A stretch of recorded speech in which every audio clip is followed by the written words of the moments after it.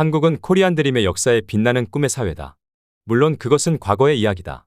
최근 50년만을 놓고 본다면 전 세계에서도 아마 한국만큼 신분 상승과 계층 이동이 활발했던 나라는 찾기 힘들 것이다.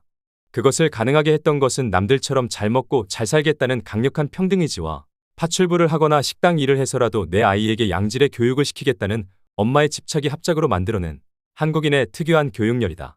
물론 더 큰 이유는 정부의 세계화 정책과 맞물려 성과급으로 대표되는 능력주의의 본격 시행이 가장 큰 원인으로 지목되고 있다.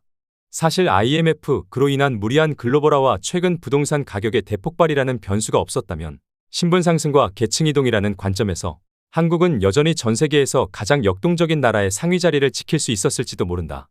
중산층의 몰락과 양극화를 몰고 온 IMF와 그에 뒤이은 부동산 값의 폭등은 이 모든 것을 바꾸어 놓았다.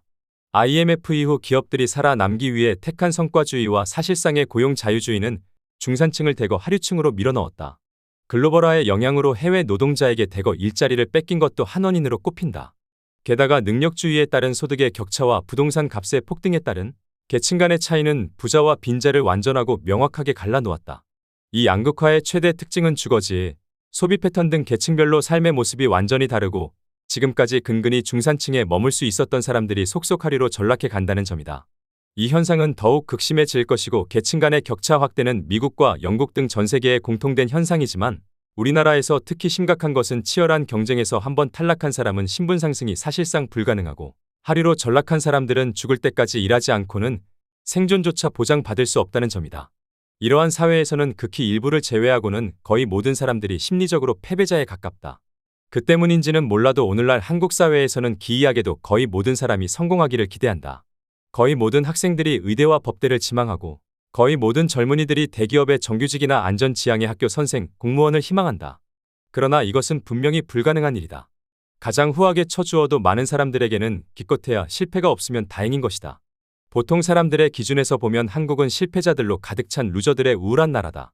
로또는 번번이 비켜가고 주식은 뜻대로 되지 않고 삶에 속고 배신에 울며 운명 앞에 무릎 꿇는 것이 보통 사람들의 인생이다.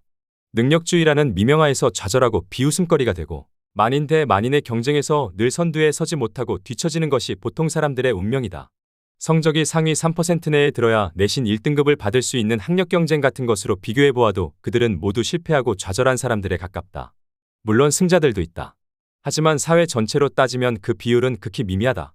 오늘날 만인이 만인에 대해 경쟁하는 부와 권력 게임에서는 대개 한 사람의 승리자만 있고 나머지는 대부분 패배자들이다. 우선 산술적인 측면에서 그렇다.